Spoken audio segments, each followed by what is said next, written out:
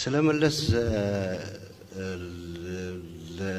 ሌጀንድ ለማውራት it takes a novel ግን ለመጥቀስ ያህል መለስ የህዝብ ልጅ መሆኑን when he started the struggle ትግሉን ሲጀምር ገና ጠፍቶ ጫካ እንደገባ እናቱ ሊያዩት ሄደው እናቱን ከተገናኘ በኋላ እናቴ ካሁን በኋላ እንዳትመጪ እኔ የህዝብ ልጅ ሆኛለሁ ብሎ ስትራግሉን የጀመረ ነው።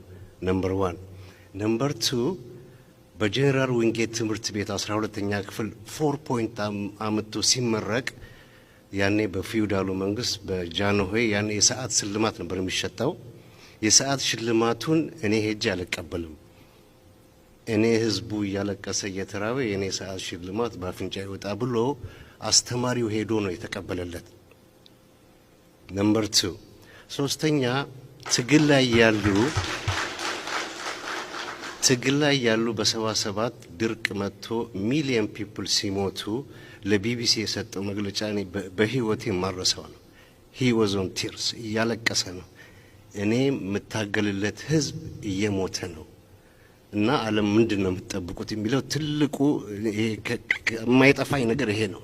ነምበር ከሱ ማረሳው ሌላው በዚህ ዓለም ላይ ያደረጋቸው የሚያስደምሙ ንግግሮቹ ነምበር 1 ኮሎምቢያ ዩኒቨርሲቲ መጥቶ ያደረገው ኢኮኖሚክ ፎረም ንግግር የዓለምን መሪዎች የዓለምን ምሁራን ያስደመመ ድንቅ የሆነ ሊዮሊብራሊዝምን አፈርድሜ ያገባ ንግግር ነው።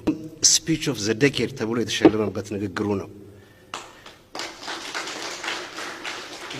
ሌላ ደግሞ ድንቅ ስራው የመለስ በጂ5 እና በጂ10 ስብሰባዎች ላይ የዓለምን መሪዎች ኮንቪንስ አድርጎ አፍሪካን ሪፕሬዘንት አድርጎ አዝ አምባሳደር ኦፍ አፍሪካ ለአፍሪካ ጥብቅና ቆሞ ሽንጡን ይዞ የተከራከረ ዝም ብሎ በቀረርቶ አይደለም ሳይንቲፊክ በሆኑ አናሊሲሶቹ ሰውን አስደምሞ ያሳመነ ጀግና መሪ ነው።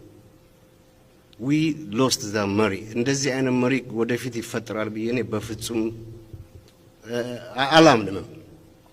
the other thing ደግሞ በአገራችን ውስጥ ስለ ድህነት የሰጠው ሳይንቲፊካል አናሊሲስ how ገበሬው በመታንጠባጠበው ቤቱና ያ ደግሞ ታታሪው ገበሬው ሲሯሯጥ ሲያየው ይሄ በመታንጠባጠበው ቤቱ የሚኖረው ድህነቱን ዲና ያድርጎ እንዴት ሰውን ከድህነት እንዲወጣ ያነቃቀው ትልቅ አናሊሲስ ነው።